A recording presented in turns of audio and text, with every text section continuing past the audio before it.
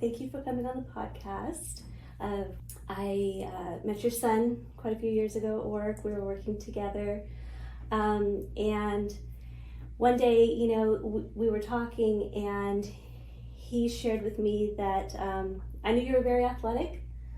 And he shared with me that you swim quite a lot, and you're kind of in that space. So share a little bit about what you do and as far as swimming and how you got into that. Yeah, so thanks for having me, Faye. Nice to meet you.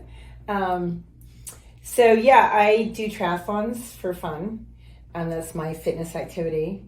I am in fitness and nutrition for my work, but this is how I stay in shape. So coming to California from Fort Worth, Texas, I figured if I'm going to race in the ocean, I need to swim in the ocean.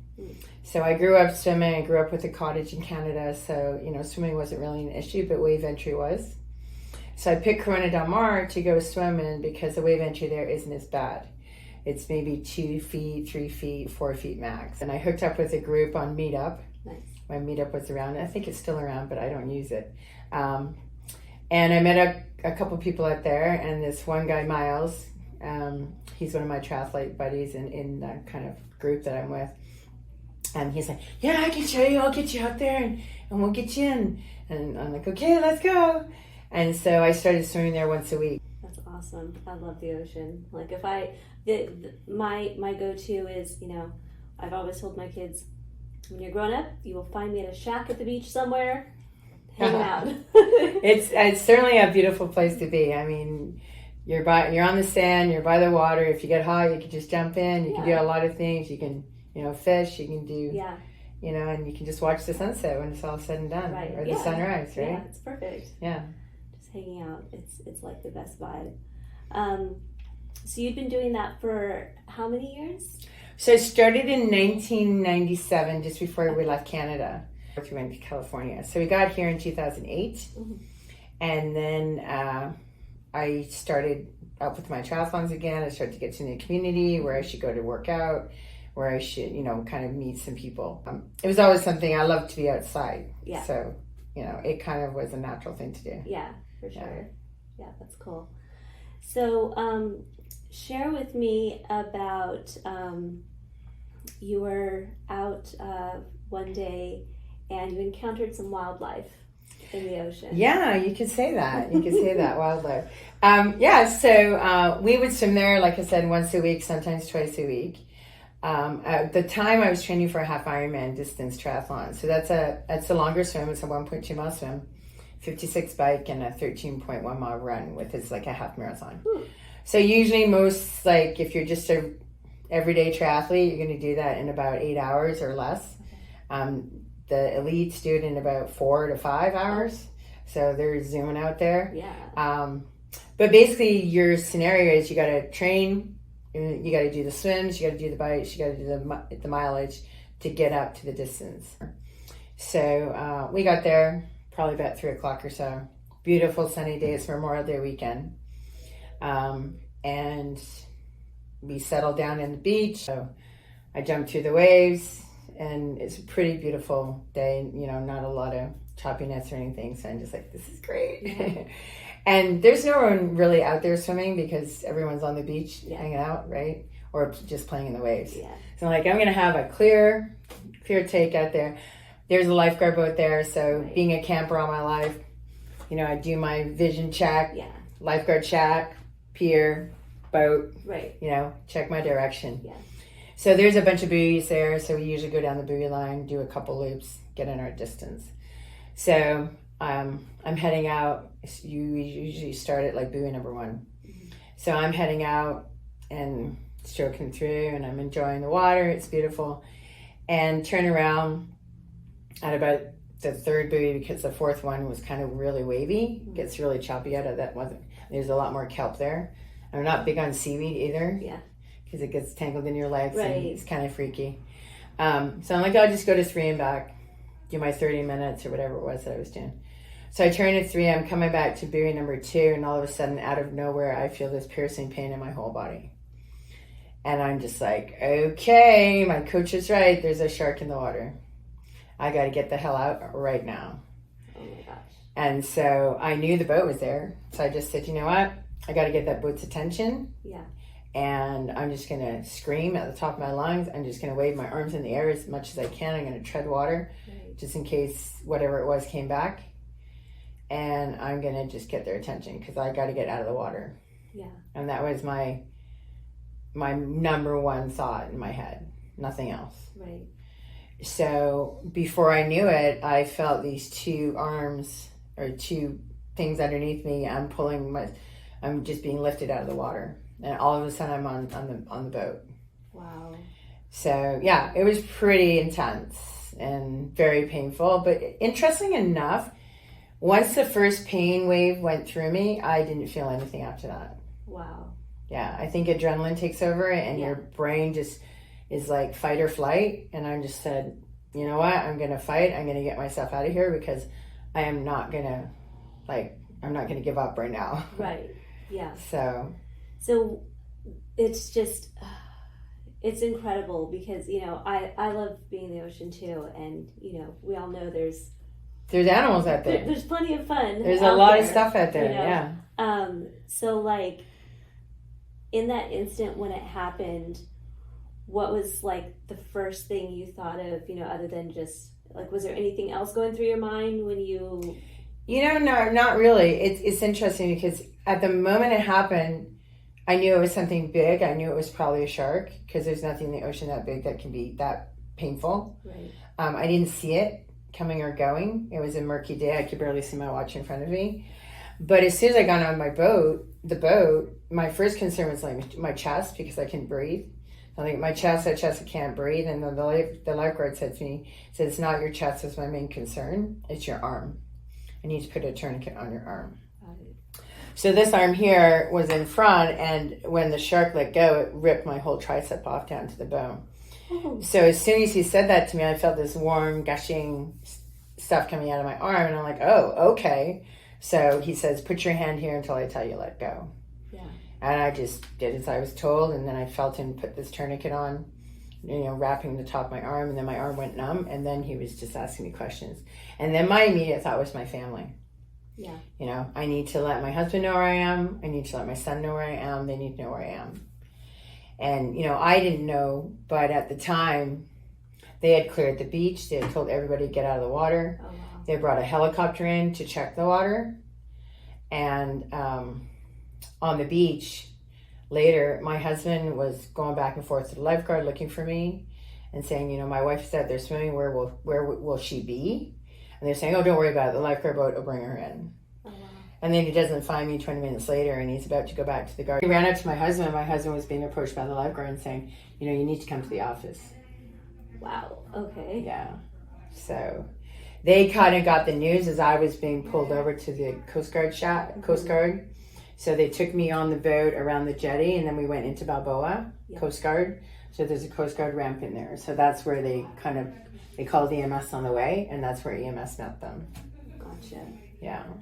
So at this point, you're on the boat, you're bleeding. Well, I know something bad's happened because I'm not feeling very good. Right. So at this point, what's going through your head in that space? Because did it seem like it was, time was... Oh, yeah, really definitely. It felt like time was slower, I guess. I could feel the boat moving. I could, see various things. I was conscious all the way to the hospital. Okay. I think a lot of that is just because I'm a stubborn person. I want to make sure I'm being taken care of. It's like, okay, you need to make sure you get me there. So I'm just like, well, I want to make sure that they're going to, and one, my husband knows where I am. Two, my son knows where I am. And then, just in general. Right. So then, they're asking me questions all the way along. So he's saying, can I turn you over? I have to check. I did meet my lifeguards later in the hospital, and they had said that the EMS guys came down with all their full gear to check me out. And he's basically said, no, you got to take her now. Wow. You have no time. Yeah, just transport. You have no time, just transport. And he said the bottom of his boat was just covered. Wow. And he's like, it took a little while cleaning my boat. It made my boat really dirty. Oh my goodness. Wow. Yeah. So it was pretty gnarly for them too, because they had never seen anything like that. Okay. Mike was one of my lifeguards. He's a 30-year veteran at the time. And my Andy Matsuyama, he was 8 years in at the time. Okay. So he was the guy who did most of the first aid. Mike drove the boat. And that was Andy's kind of first time getting the lay of the land. And normally they're not in the bay there. But they got called over, being Memorial Day weekend. There's a lot of people in the water. Some woman had jumped off the cliffs, cut up her legs. So they went over to do first aid with her. And then Mike said, hey, Andy, you need a little bit of extra practice. We're going to go in the bay and you're going to jump in, do some scuba, and he had his wetsuit on. He was ready to jump in not too far away from me. Uh-huh. So I was very lucky that they were there because a lot of times when we swim there, they're not there. Wow. So it was like clearly it was, divine intervention or whatever you want to call it. Mm-hmm. It wasn't my time. Right. So I was thankful for that. Yes. Right. Definitely. And they were really good at their job because, they got me to EMS. EMS is there as the whole kabang. Oh, wow. So they were all there for me because it was from my chest down to my pelvis, front and back, and my arm was in front. So there was a lot of damage. And what they said in the news conference later was that because it hit the hardest bones in my body, it let go because it's like, what the hell? This isn't a seal. This isn't nice, squishy, meaty, it's not nice, squishy seal stuff. Because at that age, it was about an 8-year-old great white, and they're about 8 to 10 feet. By then, they're transitioning from fish to seals because there's more calories, more blubber, more meat on a seal, bigger animal, right? So they're transitioning to a bigger prey. Yeah. So what they figured, the shark experts came to my room once I was upstairs and conscious. Chris Lowe came in from Long Beach, Cal State Long Beach, and Ralph Collier, who he's had a 50-year study of the whole United States and worldwide of shark incidents. Yeah. So they come in, they look at what time of day it was the sun up, was it coming down, that kind of thing. So they figure with the sun coming down, I look like a seal with my black wetsuit. Yeah. And because it was just about 4 o'clock or so. Okay. So that's when the sun's kind of starting to set. Right. So I get there and surgery team is ready. And 4 hours of surgery later, 2 blood transfusions. Oh, wow. I wake up and I see my husband's face just looming over me with this really concerned look on him. Yeah, as he should. Yeah, as he should. And I've never seen this look in his face before. So I'm just like, oh my God, am I okay? Right? I don't even remember what I said. Yeah. But just his look alone, I knew it wasn't going to be. Yeah. So initially, you knew for sure that, your arm was involved. And then when it came down to it, it wasn't just your arm. It was a lot portion of your body. So I tell people I was bit like a hamburger. So because I was swimming along like this, the shark came up like this and just grabbed on. Wow. So it's dead center of my body. So that was kind of lucky in a way because it didn't grab my arm and just cut it right off. It didn't grab my leg and cut it right off, right? Because then it would have been a much serious situation because then your bleed out is a lot quicker. Okay. Because in ocean water and salt water, your bleed out is a lot faster just because the blood is drawn out of your body quicker. Oh, really? Yeah, that's what I heard later. So I was kind of fortunate that it was in the center of my body. I was very fortunate that my arm's in front and that just the tricep got ripped off because it missed my heart by centimeters. Wow. Yeah, I have a tooth mark right there on my chest. Oh my goodness. So when the surgeons came and visited me, and I was 3 days in ICU CCU. So there you're hitting the morphine pretty much all the time. Yeah. And my son is just, you're so funny, Mom, when you're on morphine. I'm like, really? Okay. So once you get upstairs, they kind of wean you off the morphine, and the nurses are coming in every 6 hours or so to make sure that your pain level doesn't get any internal stuff.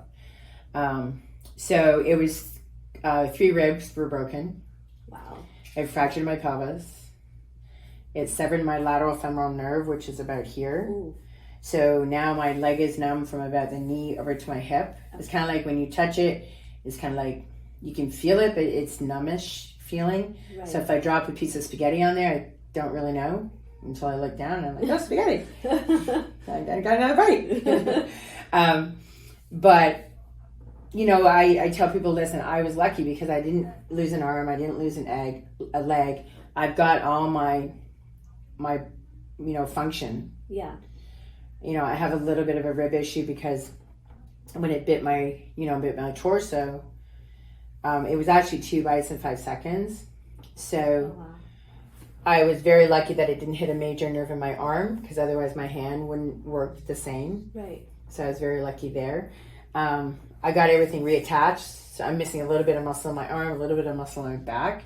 But basically, I'm in good shape. I can get back to all my activities that I've done before. Right. I have a little bit of a rib issue just because my diaphragm is hung up with scar tissue, so it doesn't come all the way down on the right. Mm-hmm. So my running is a little bit more challenging than it used to be. But everything gets challenging as you get older. So, yeah. So just to be clear here, so Jaws came and took a nibble like a hamburger, as you say. Yeah. And you're still in the water. And I'm still in the water. You know what? I figured it's like falling off your bike, right? Remember, notice they fall off their bike when they're little? Or, if you're horseback riding, you fall. I think there's a lot of people, and I don't even know, I love the ocean, and I love sharks. I watched Jaws at a very young age and became a bit obsessed with, the ocean and sharks. But I don't know personally, if I would be let's go back in the water now, so what was your recovery time like? Well, the good thing is I was in really good shape when I got hit, or when I got my incident. So because I was in better shape, I was able to recover a little bit quicker than a normal person. So I was out of the hospital in 9 days. Wow. Yeah, and that June, my race was at the end of June. This happened, it was about the middle of June. This happened Memorial Day weekend, May 29th. So I knew I wasn't going to get to that race. I had in July. So I took a month at home, and my parents flew in within 3 or 4 days. Yeah. So on the Canadian side, and here in the U.S., it was only my family here. So my 3 sons, Sam was with us, obviously. His girlfriend came to the hospital. Neil was at work with you. And then my other son, Joel, was in Texas because he was living there at the time. So everybody got the phone call. Mm-hmm. Something's happened to your mom. Got to get over here. Right. So, of course, Joel couldn't come, unfortunately. But then my husband had to make phone calls to the Canadian contingent. Right. And so my mom and dad were actually visiting some friends in Ottawa. And they were on the road, and nobody could reach them for a little while. Oh, wow. So when they finally got back, and my poor niece, Hannah, she got the initial phone call. And she's at home, and she's, out of the 9 grandchildren, she's the 3rd eldest. Mm-hmm. So it's my son, Joel, then Tess, and then her. Neil, and then her. So she's the 4th in the line. But at the time, she was quite young. So she was kind of freaking out and going, what do I do? And so, she called her mom, and my sister called everybody else, and then, went down the line. Yeah. So my mom and dad were there within about 3 or 4 days. They helped me recover at home for the month of June. My family was awesome. My husband got a hospital bed for me downstairs, so I wouldn't have to go anywhere. Came up and down because I couldn't move this arm for a month. Yeah. Because it was detached, all those ligaments and stuff needed time to heal. So they basically said, okay, you got to keep your arm in a brace for a week. I have a lot of really great, encouraging people around me. My team, which is just so concerned about me. The triathlete community in Orange County is just amazing. So I get so many cards, so many flowers, good well wishes, and people visiting me, and then my neighbors embracing that I was just you know what? I'm going to do my best to just get up and moving. Mm-hmm. And I remember when I first got here, I was training with a group called Tri-Levi, and they were the team that I was with at the time. And we had a coach, Ironman coach, Sharik Grunfeld. And she does Ironman Hawaii. She's done it for 20 years in a row. Yes. And she's broken her collarbone, going into a race. Yeah. And she's like, you know what? If I just have to walk, I'm just going to walk. And then you build it steadily from there. So my goal is just to get up and walk. And if you've ever been in the hospital, that's the first thing you have to do. You have to get up and walk. You have to go to the bathroom by yourself. You have to be able to brush your hair and clean your teeth, right? Yeah. Well, I'm right-handed, so brushing my hair was not okay, gotta go. Yeah. Right? Yeah. So that was my thing. I got up and I walked every day. My mom and dad came with me, took my little dog with me. Mm-hmm. And then, I go for the visits to get the staples out. So when they stapled me back together, I had 161 staples and 7 stitches. Ooh. Yeah. That's a lot. Yeah, it was pretty amazing. So, and it's kind of nothing compared to some of the people that came after me. Wow. But so the time frame between when you had to go to the hospital and that you had surgery, what was the time frame about before you were like back in the water, per se? So I decided, I got clearance to fly to Canada in July. So when I got to Canada, I thought I would, so that was about a month later. I thought I'd start swimming and see if I could swim. I had already been walking, so that was fine. I hadn't gone on a bike really yet, because the arm was kind of restricting. But like my range of motion for this arm was really limited, so I thought, well, I could start with breaststroke. And I mentioned to my surgeon before I left, and I also said, I'm going to go see my physical therapist before I leave, because I have a great physical therapy group that I see in Orange, Scar Rehab. And that helped me with various issues that I had with my knee. So, of course, I went to see him, and I said, Jim, what can I do when I'm going? Because when I get home, I want to start swimming. He's like, okay, you got to start working on your bend and everything. My doctor had said, I want you at 90 degrees by the time you get back. I'm like, okay, that sounds good. So he gave me a couple exercises to do while I was there, and I thought, okay, I'm going to do those.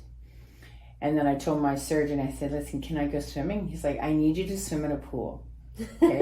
Because the water's kind of dirty, if you get in a river or whatever. So you weren't just ready to go back, to practice swimming in a contained area. You were ready to go back and Well, I was thinking about the ocean, but I wasn't too sure.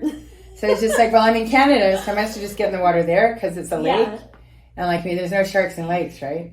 So so I got in a pool. I did it as I was told. Like, okay, I'm going to swim a lap and I'm going to see how it goes.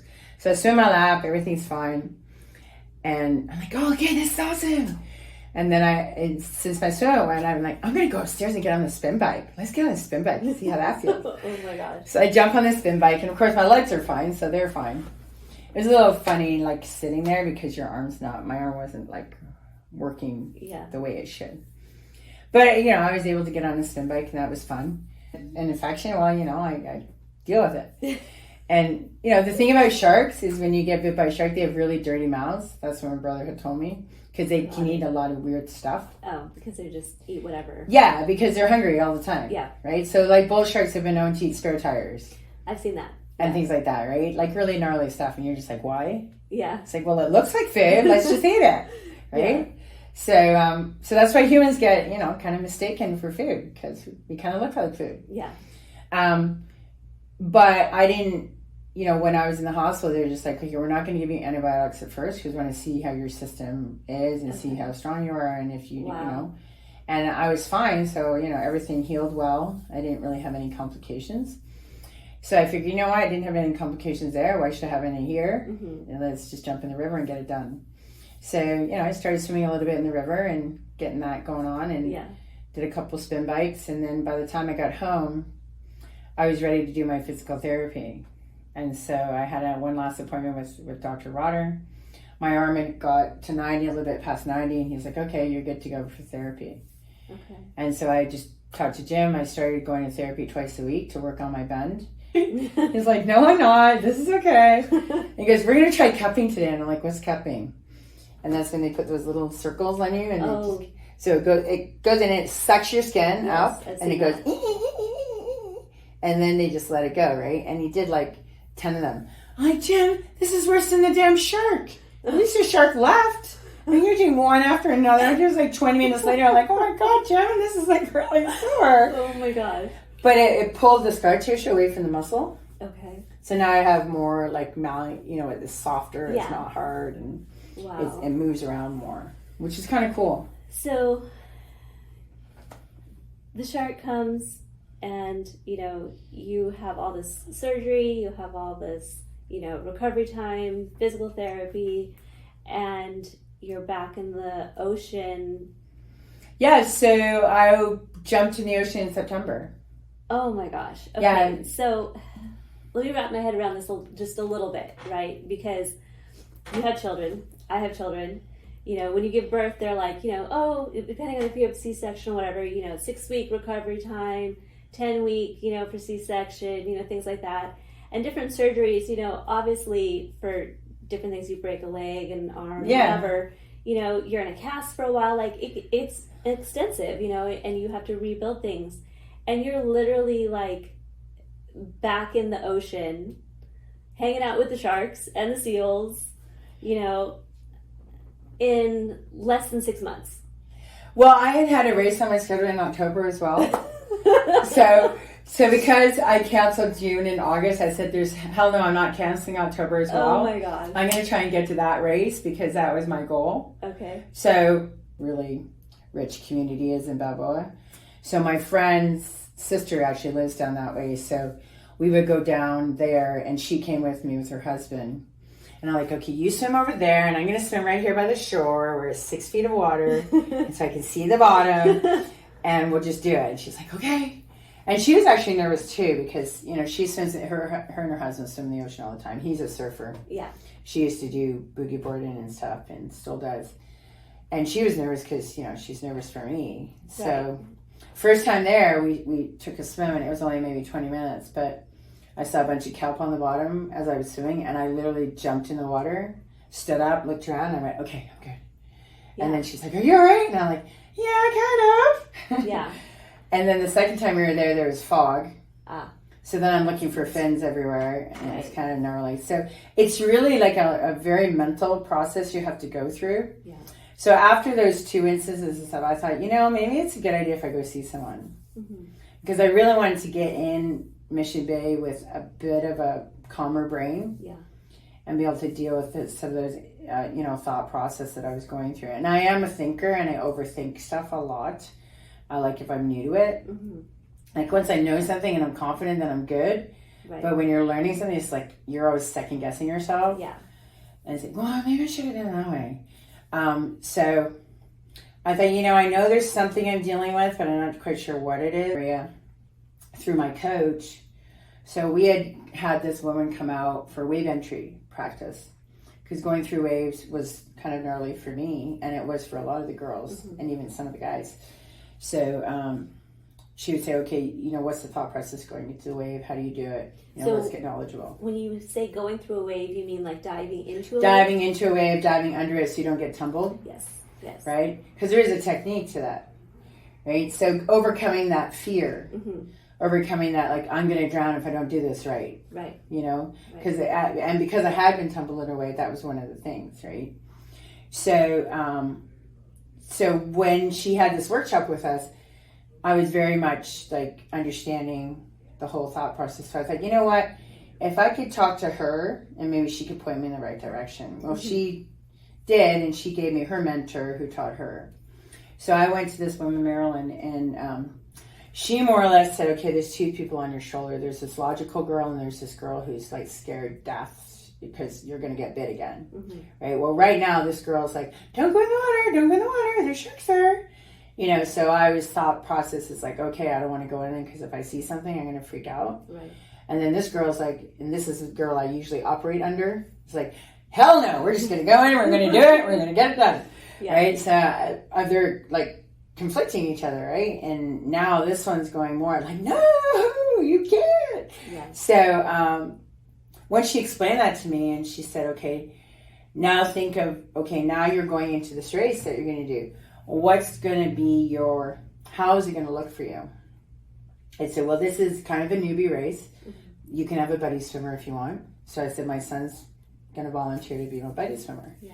And he's fearless at 15, so he didn't give a care. Right. And he was a scuba diver at the time, so he's like, Mom, you're prey on top of the water. You're part of the environment underneath. I'm like, okay. So, and then I met another triathlete. He's like, you need a buddy swimmer for like, Esprit de Ski? That's the name of the race. And I'm like, yeah, sure. And so I had him on one side, my son was on the other side. There's surfers in the water, like paddleboarders. They have boats in the water. it's a bay area with one entrance and exit, so the chance of a big shark getting in there is pretty slim. Right. So when she went over these various scenarios of safety, the amount of people in the water at the same time, there's going to be over like 200 people there. Right. So the chances of them having something happen would be, one, minimal. Two, if something did happen, there'd be someone there right away to take care of it, right? Yeah. So in essence, that made me feel a lot better about things, and that encouraged me to keep on swimming like Dory. Right? Keep on swimming. And sometimes I would have that little mantra in my head. Yeah. Just keep swimming. Just keep swimming. Totally. Right? And so coming up to that event, I had gone to San Dimas to do a little triathlon there because they have a bunch of triathlons there over the year. And that first race I ever did coming back, I got nervous in the lake. Like my breathing was so ragged for the first 100 yards that I was just like, what is wrong with me? Yeah. And then it struck me that I was thinking about sharks. Got it.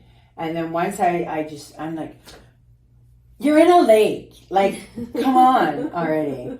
And you know, there's people here that can help you. And you're in a lake, so get over it, right? Yeah.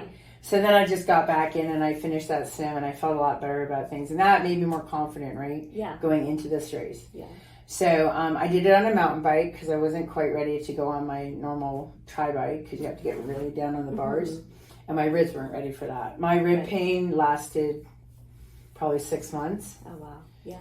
The healing of ribs is not fun. Yeah. And I ended up getting a hernia too. Oh, no. Yeah. For some reason, I decided to lift weights along the way. And I threw myself a hernia because I had my whole abdominal region was cut open to check my organs. Yeah, of course. I'm like, well, you know, I didn't know. I wasn't allowed to lift weights. So going in the water now still, do you have that little girl, you know, on your shoulder that's still saying like, hey, there's sharks out here. What the heck are you doing? Or have you kind of managed, like, learn to, you know, kind of control your mind in that sense where it's not even really in the background anymore? Well, I think it's still kind of in the background. So, and I was able to get with a group on Facebook. So, an interesting story, and it's interesting how fate intervenes or whatever it is. Because I say that to myself now, I'm just going to lead myself into these areas. Threes, I go in threes a lot. But when I was recovering, I was at that race in Canada. I decided to go to the race in Canada when I visited that year and just meet the race director and say, listen, thank you very much for refunding my race. If I can be here next year, I'm going to do your race. Yeah. And I watched the race and I cheered. And I was in transition for the bike. And I was chatting with someone. She goes, and I'm like, I was supposed to do this race. She's like, well, why aren't you? I said, well, I got bit by a shark. And she's like, what? And she's like, there's a woman behind us that got bit by a shark too. And I'm like, get out of this world. Oh, there is not. And she goes, yeah, she's right there. And I turn around. There's this woman with one arm. And I go up to her, I said, so this one told me you got bit by a shark? And she goes, yeah, my husband's racing today. I was in Cancun, and there was two bull sharks, and one grabbed my leg and one grabbed my arm. Oh, wow. And they had to amputate my arm. So I said, oh. So we were talking stories and everything. She's showing me all her gory pictures. I'm showing her mine. And she said, well, there's this Facebook group for support if you want to join it. So I said, oh, gee, thank you very much. And I did look that up when I got there, when I got home.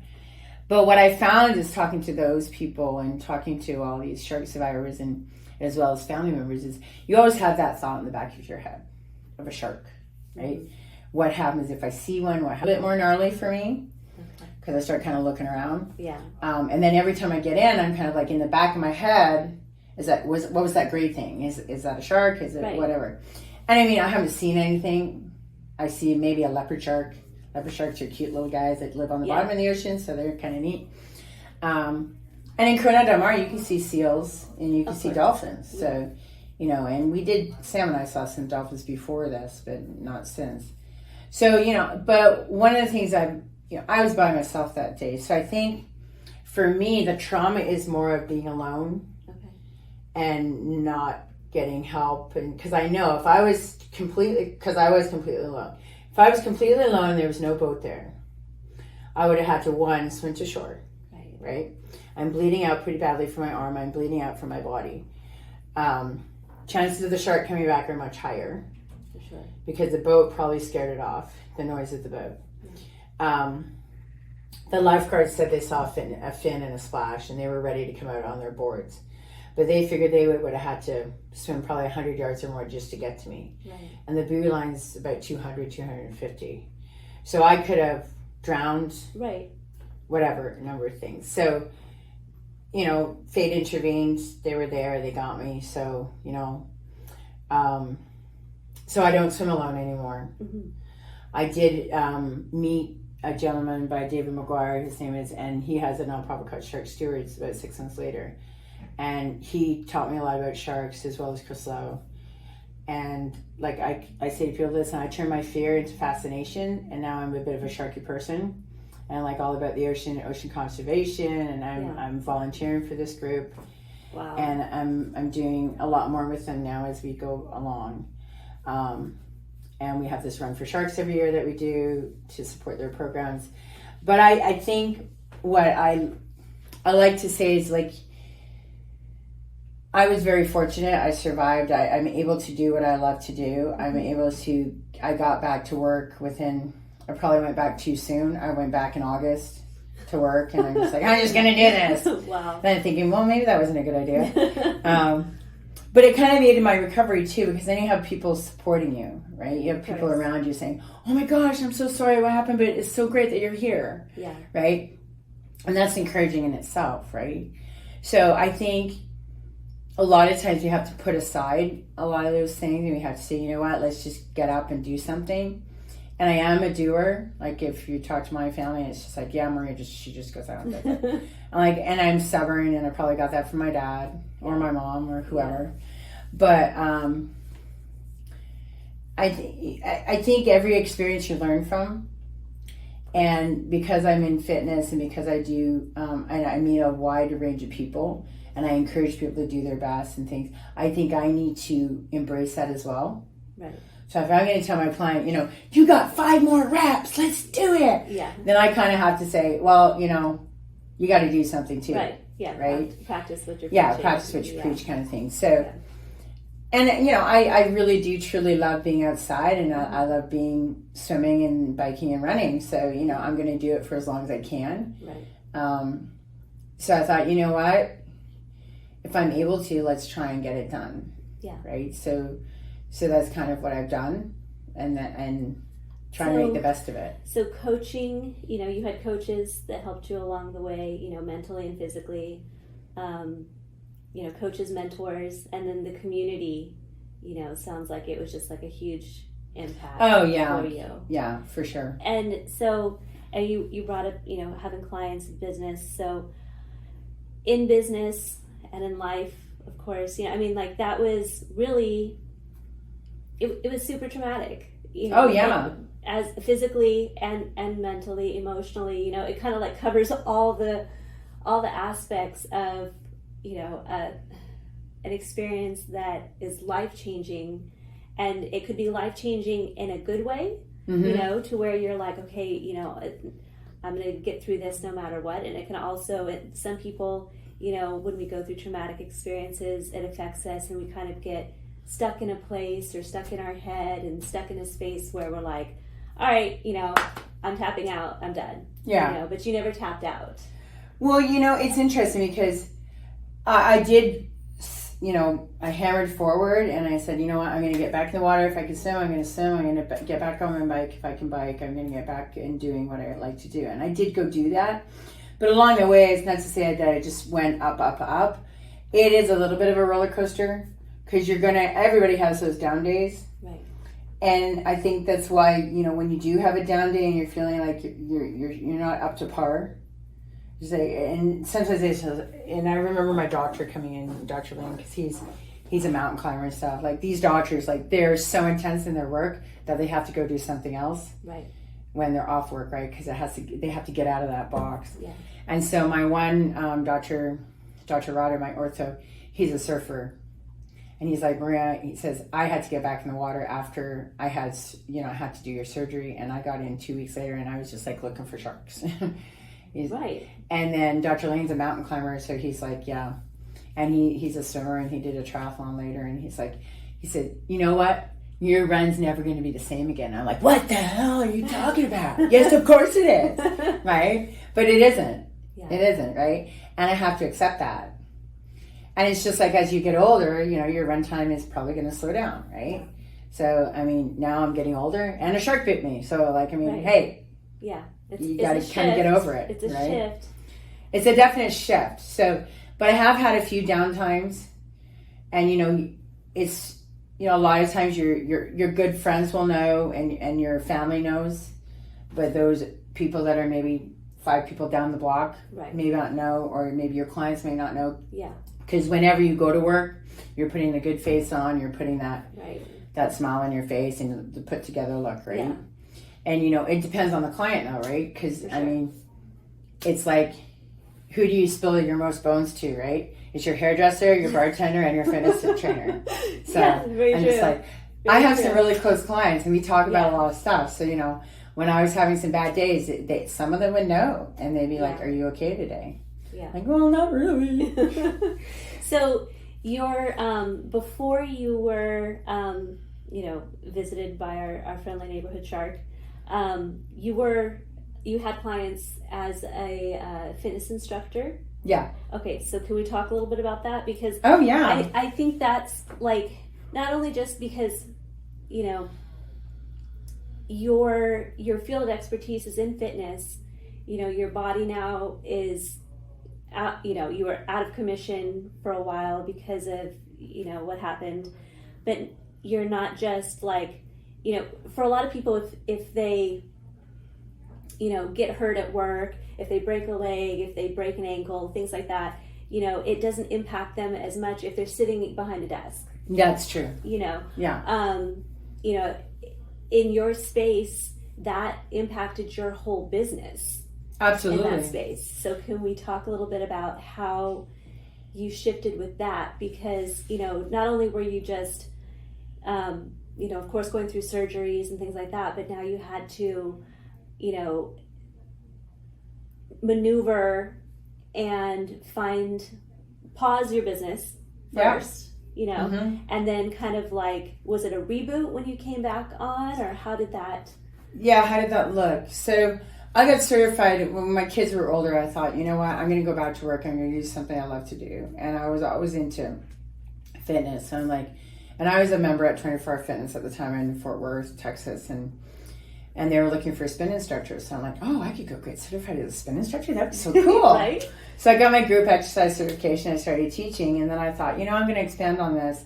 And I'm going to get all the certifications that I like. Yeah. Because then I can work out and get paid for it. And Yeah. I'll be in great shape. Yeah. So I went and got a yoga certification, a Pilates certification, did like a weight training class. And I thought, this is so cool. And my youngest was pretty young. So he would come to all these clubs with me. And I got my first job like at different facilities. So I worked for a YMCA and a local mom and pop place, and then a Curves around the corner from my house. And then that's how it kind of started. And then when we moved to California, I kind of picked it up again when we moved here. And then in 2016, when this all happened, everything, like I had to take 2 months off work, right? Yeah. I mean, over 2 months of work. Like I was supposed to go to work that Monday, and people were calling my husband going, where's Maria? She didn't show up at work today. Yeah. And he's like, oh yeah, I forgot to call you, right? Because he's dealing with so many phone calls. Of course. So I felt bad that I was gone for so long, which is really weird to say. But I thought, I got to get back to work because everybody's an independent contractor. So it's like a little business profile. Right. So I thought, well, I got to get back to work. Yeah. And then I realized I couldn't do some of the classes that I do teach. Right. Like I couldn't do Pilates because my ribs are so sore. Right. Like ribs are 6 months. And then I got a hernia. Sure. And then I'm starting to train on top of this. I'm like, are you crazy? Like, what the hell are you doing here? Right. This is like way too much. I'm like, no, I can do it. So when I got back to work, I'm just like, realistically, what can I do? Mm-hmm. I could teach water aerobics because I didn't have to get in the water. I could just go on deck. And they basically know what they're doing. So you're just like, boop, boop. And then you're just like, and everybody's so understanding, right? I mean, you got bit by a shark. Like, right. who won't be understanding? Yeah. But it's like anything. I mean, when you're coming back to work, everybody knows what happens. So they're going to be more tuned into it, right? But seniors are a whole different breed. You're like, you're their daughter all of a sudden, right? Yeah. So it was wonderful too to get back to work. And so I thought, okay, I can do water roads. I probably can't do boot camp because I can demo a few things, but that's about it. Right. Pilates, forget it, because I'm not going on the floor. I'm not getting back up again. Yeah. Yoga, probably not so much. So basically I went back and I was probably like part-time for the first 6 months because it was just not possible to do everything that I wanted to do. Right. And that's when life really comes crashing down and you realize like you're not Superwoman anymore. And you got to kind of think about this a little bit more and just say, you know, maybe listen to your mother and say you should not probably do that. Right. So, you know, I had to back off a little bit. And gradually as I got stronger and as, you know, I went through the hernia surgery and healed from that, by probably February, March, I got my triathlon done in October. It was a very short one. It was great because I you know, accomplished it, got done. I did a half marathon in February because I was stupid and I thought I could do it. Wow. And I had hernia surgery along the way. She's like, you can only walk. And I'm like, boop, boop, boop. And the day, like 2 days before the race, she's like, I'm like, can I run? She's like, well, you could do a run walk if you really want to. And I'm like, okay. A run walk. So then in February, I'm just feeling more like myself. Mm-hmm. So then I kind of like started adding on those other classes that I had before. Yeah. And my work was so understanding and the girls were so great because we're all kind of in the same space. They're like, yeah, we can cover this for you. We can cover that for you. Yeah. And then steadily I got back to the classes that I was out of. And then I started expanding more on my personal training. Because that's something I love encouraging people to do their best and to get fit and healthier. Right. And it's interesting though because my goals kind of shifted a little bit. Okay. And because I'm always like I've kind of been working out since I was 18 on and off. And then when I got certified, it was even more of a just like, okay, now you have to really like be a poster child for it kind of thing, right? Mm-hmm. So, like, if you ever ask my husband and my kids, it's just like, oh my gosh, she always tells us what to eat and everything. And I'm just like, oh, okay, I gotta stop that. But what I'm trying to say is I kind of shifted because my mentality was like, you know what? I can't always be go, go, go. And I can't always be like, you just gotta get it done. You can do like 50-pound weights and everything. Yeah. It's like, this is more of a wellness program now, right? And because I deal with seniors a lot, I started to realize that, you know, it's more about the wellness quotient than it is like lifting 50-pound weights and getting like huge muscle mass and you know, lean and mean and dancing machine kind of thing, right? And because I realized like, and then doing my yoga certification, like I did that, a lot of it was just for me personally because in my own head, I was doing the rambling. Mm-hmm. And I was like, what I should have, could have, like if that shark hadn't been there, what would I look like? Right. Things like that, right? So the yoga certification really highlighted the fact that it's not just the physical, it's the mental well-being and the spiritual, and they all come together. Right. They really do. Because, you know, you can be fit and strong and everything, but inside, if you don't like yourself, right, and you're not spreading that likeness to other people, you're not a positive person, it's gonna come back in other ways, right? Yeah. Right. So I really shifted my thought process a little bit more into the wellness quotient and more like dealing with those internal things that I was dealing with myself, with the little girls on my shoulder going, oh no, you do this, no, you do this. Yeah. And so, because we all have that self-talk, right? Of course, yeah. And you always, and you know, sometimes we have the self-talk inside and sometimes we have other people telling us, well, there's no way you can do that. Right. Why would you even consider that? Oh my God. Yeah. Right? And that's why I like kind of being in a sport too and getting into what I got into, because as a person who's somewhat competitive but still not as good as some of these elite people out there, we're all so supportive of each other. Yeah. Right? And you have a new person come in and it's like, I've never ridden a bike before. How do you use those things? Oh my God. Yeah. It's like, don't worry, we'll help you, right? Right. And so that's why teamwork is so much fun. And like working one-on-one with clients is so much fun, and even group fitness is because you see these people come in. And a great story is I had this lady come into my boot camp. I was doing a couple of city classes and trying to kind of increase my quotient. And I met this lady, and she came in to see me when she was in her 60s. Mm-hmm. And she started with 3-pound weights. Yeah. She didn't move until she was 70-something. And when she moved, she was up to 8-pound weights at 70 years old. She did a half marathon. Oh, wow. That I helped train her for. And she was just like, every time she came to class, she was like the bomb. Yeah. She was like, we want to do what Celia does, because Celia rocks it, man. And she's 70 years old. And she loved it, because I always use her as an example.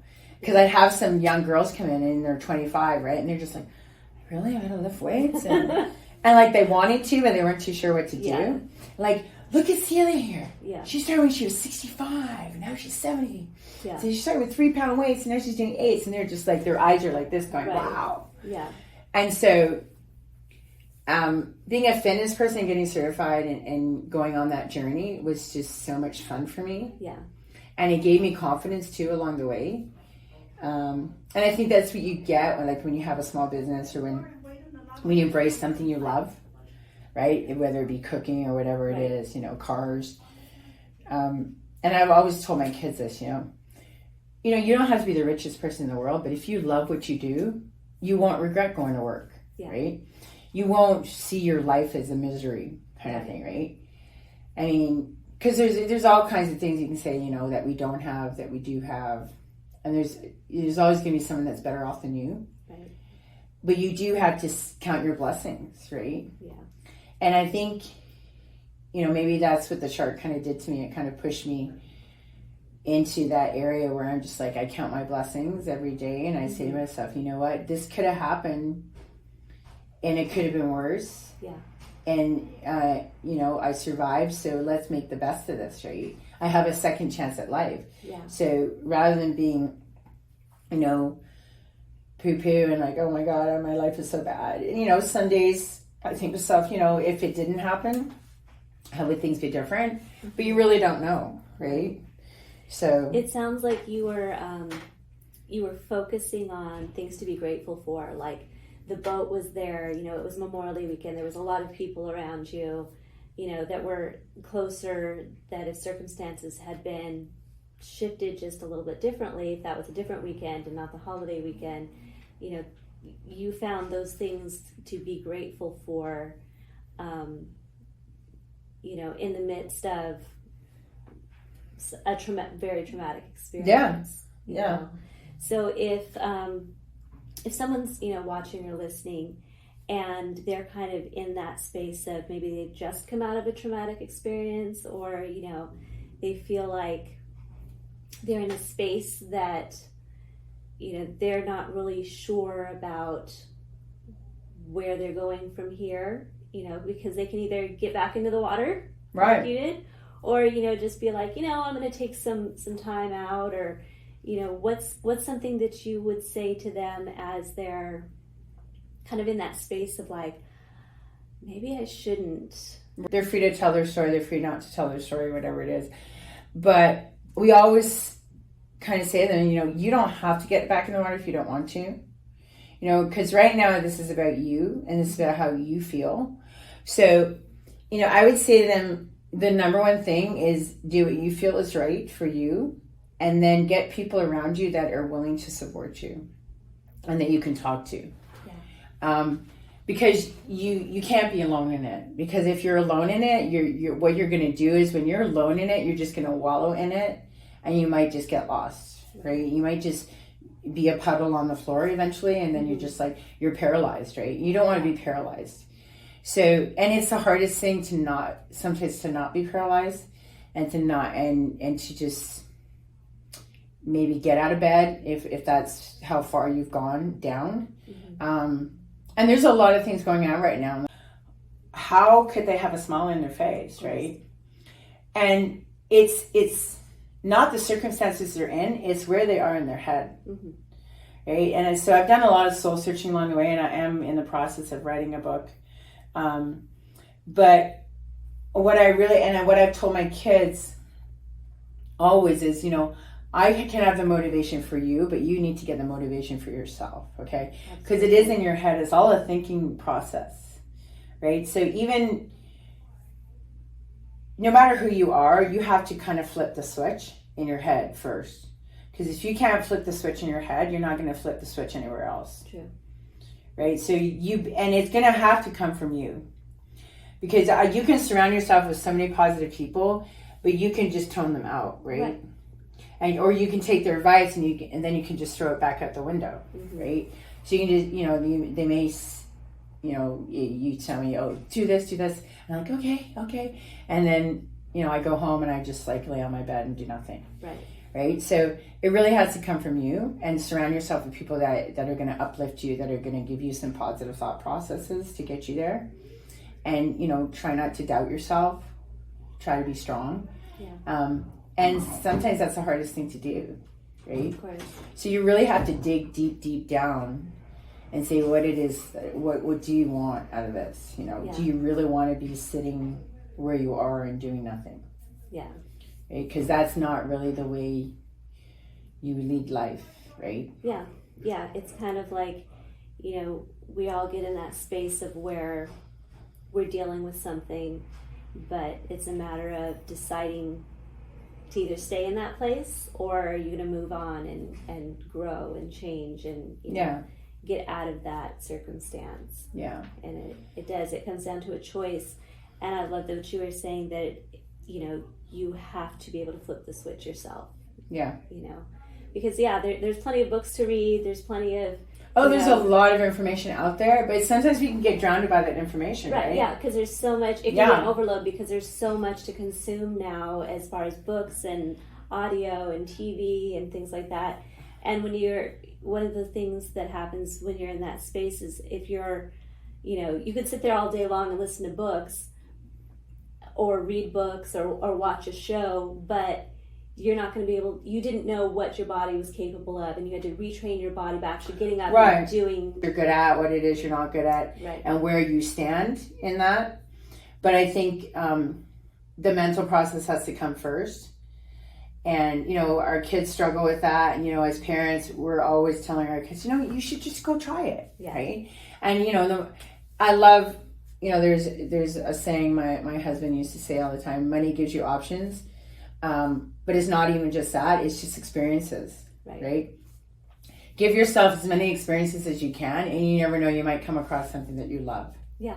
Right? Absolutely. And then once you embrace that, and you're just like, and that's what gets you up every morning and what gets you going every day. Yeah. Right? And it could be a job, it could be like something you do part-time, it could be a volunteer position that you go for, or whatever it is. But, you have to be you, right? Course. So, and my kid came to one time, he went to Bible study at one point, and it was at this, where it was more youth-centered, and he came home with a great saying. I said, what did you learn today? And he said, I learned that I have to be the best version of myself. Absolutely. And I thought that is a great sentence that everybody needs to understand. Yeah. Because not everybody's going to be LeBron James or, this football star or whoever it is. Yes. Nobody, is going to be dancing with the stars all the time or whatever it is, Yeah. So you have to be the best version of yourself. And if your best version is doing this, then go do it, right? Yeah. And unfortunately, there's a lot of people out there with their opinions and their judgments. Right. And it's really hard to let those go. Yeah. But I think if you surround yourself with enough positive people, like I said, that uplift you, then you have that support group there to help you. Yeah. Yeah. I think that's like night and day. Yeah. Being around those people.